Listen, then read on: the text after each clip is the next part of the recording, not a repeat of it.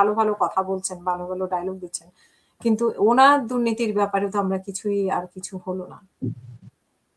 প্রথমত উনি অ্যাডভাইজার ছিলেন তো এই জাস্ট মাসখানেক আগেও খুব সম্ভব উনি অ্যাডভাইজার ছিলেন। উনি তখন দেখেননি তফসিলের আগের দিন, তাও কন্ডিশন দিয়ে রিজাইন করছে। তফসিল দিলে পরে উনি করবেন, তাই উনি দেখেননি যে এরকম আইন শৃঙ্খলা পরিস্থিতি এরকম হচ্ছে। এখন বলতেছে যে এরা অ্যাকচুয়ালি ইলেকশন করে নাই।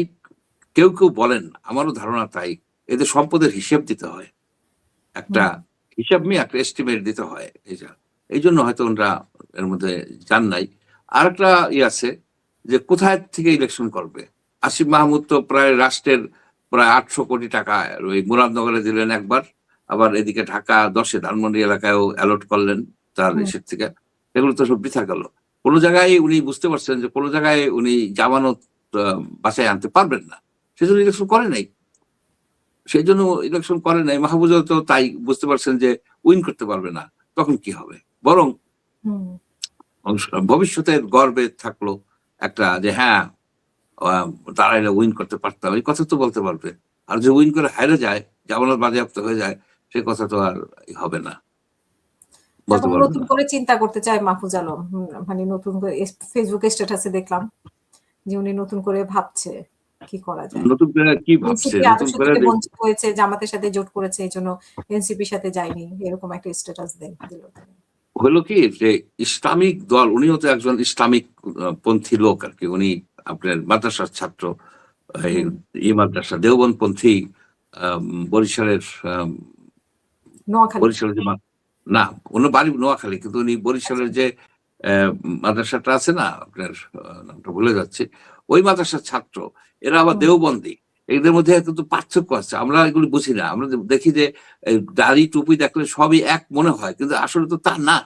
আসলে এদের মধ্যে যথেষ্ট পার্থক্য আছে। যেমন আপনার ওই সুপ্রিম পার্টি, তারা সুফিবাদে বিশ্বাস করে, তারা সব সুফি, তারা অনেক বাউলদেরও তারা সাপোর্ট করে। তারা টুপি পরে, তবে টুপিটা কিস্তি টুপি পরে তারা। এদের মধ্যে কিন্তু ব্যাপক পার্থক্য আছে, মানে এদের ডিফারেন্স আছে।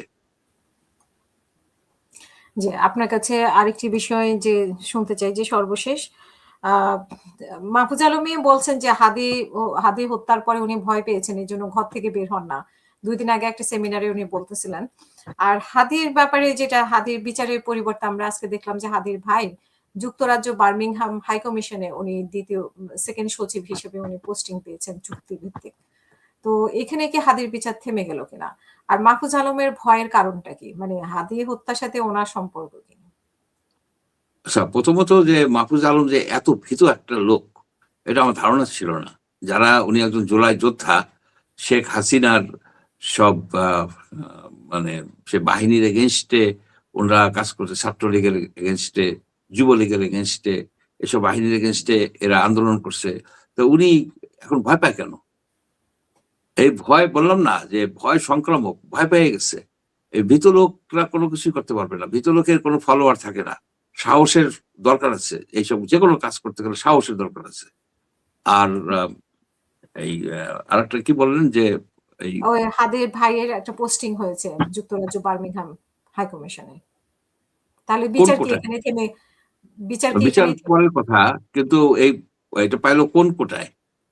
এই চাকরিটা, এটা কোনো কোটায় না। কি কারণে? উনি কি খুব যোগ্য ব্যক্তি ছিল? আপনি দেখেন, মুক্তিযুদ্ধে যারা জীবন দিছে বা যুদ্ধ করছে, তাদের আত্মীয় স্বজনকে এই চাকরিতে ভর্তিতে প্রেফারেন্স দেওয়া হয় বলেই কিন্তু আন্দোলনটা হয়েছে। আমরাও সেটাকে করছি যে মুক্তিযুদ্ধ যে করছে সেই বেনিফিট পাবে, সেই বেনিফিট আমরা দিছি, আমরা তাদেরকে সেই বেনিফিট দিছি। কিন্তু অনেক বছর পেয়ে আসছে, এখন তার মানে তৃতীয় জেনারেশন, চতুর্থ জেনারেশনের পর্যায়ে। হ্যাঁ, এখন আমরা ওই জেনারেশন আফটার জেনারেশন দিতে বা তাদের আত্মীয় স্বজনকে পুষতে আমরা রাজি না, জাতি রাজি না। এবং অনেক মুক্তিযোদ্ধার নাতিরা, ছেলেরাও কিন্তু এটার বিরোধিতা করছে। আমি জানি যে তারা বিরোধিতা করছে, এটা ঠিক না। এখন হাদি স্যাক্রিফাইস করছে, তার জন্য হাদির ভাইকে দেওয়া হলো, তো মুক্তিযুদ্ধ কোটার মতোই তো হইলো।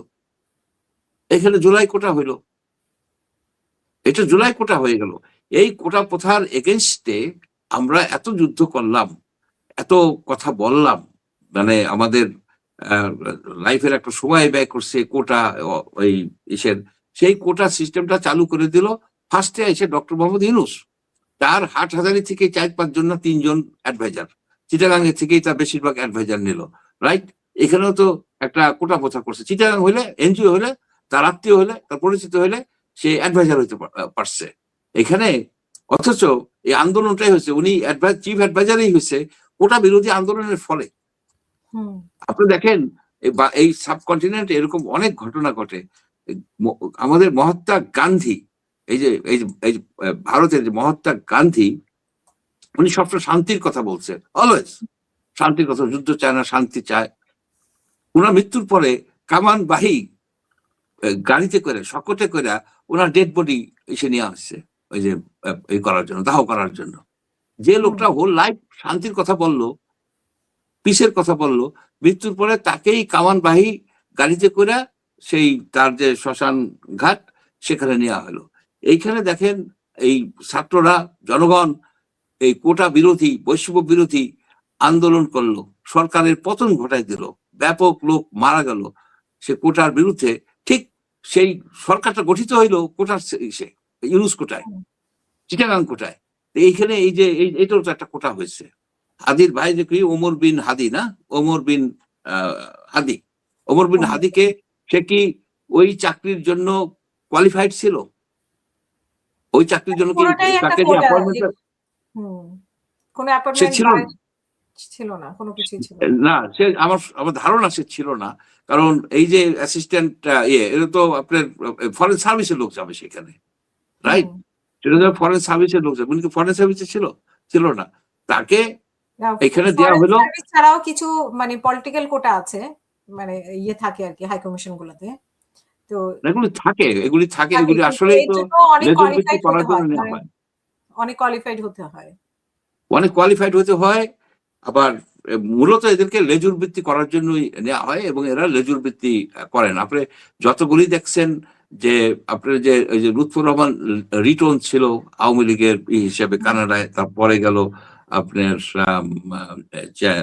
71 টিভির একজন, যদি উনি ওয়েল কোয়ালিফাইড ছিলেন, উনি ইউএনডিপিতে চাকরি করছেন, আছে কোয়ালিফাইডও আছে, আবার অনেক সময় একটা প্যাট্রোনাইজ করার জন্য এইসব পোস্টে বিশেষ করে সরকারের ইচ্ছা মতো কিছু ব্যক্তিকে ইচ্ছে মতো কিছু করেন।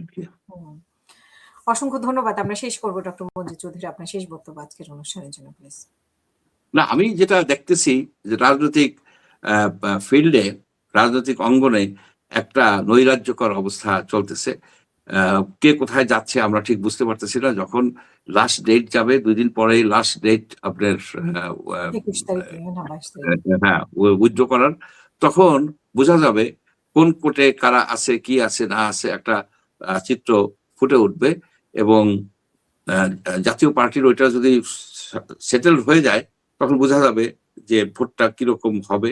এবং এর মধ্যে যে জিনিসটা আনসার্টেন, সেটা হচ্ছে আওয়ামী লীগের যারা ভোটার, তাদের তো আর প্রতীক থাকছে না, আওয়ামী ক্যান্ডিডেটরা আসতে পারছেন না, সেখানে প্রতীক থাকতেছে না, কিন্তু ভোটার থাকতেছে। এই ভোটাররা কোন দিকে ভোট দিবে সেটা একটা খুবই গুরুত্বপূর্ণ। তাদের সেন্ট্রাল প্রতারিত হবে কিনা, 15 বছর 16 বছর বা আগেও নির্বাচনগুলো তো ভোটাররা সবসময় প্রতারিত হয়েছে, আবারও প্রতারিত হবে কিনা এই ভোটের মাধ্যমে? না, এবার তো প্রতারিত হওয়ার একটা সম্ভাবনা আছে।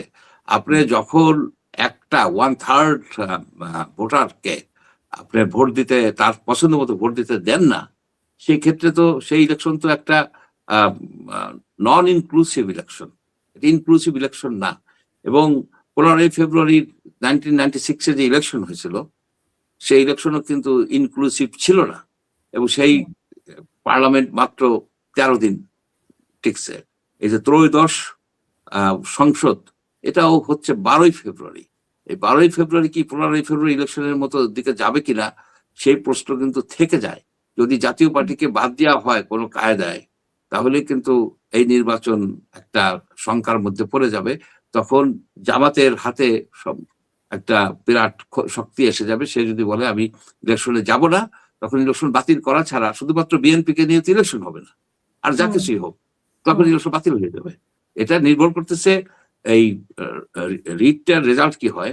যদি জাতীয় পার্টিকে তারা নাই আসতে দেয়, তাহলে জামাত ইচ্ছে করলে সে যদি বলে আমি নির্বাচনে যাব না, তাহলে আপনার সেই নির্বাচন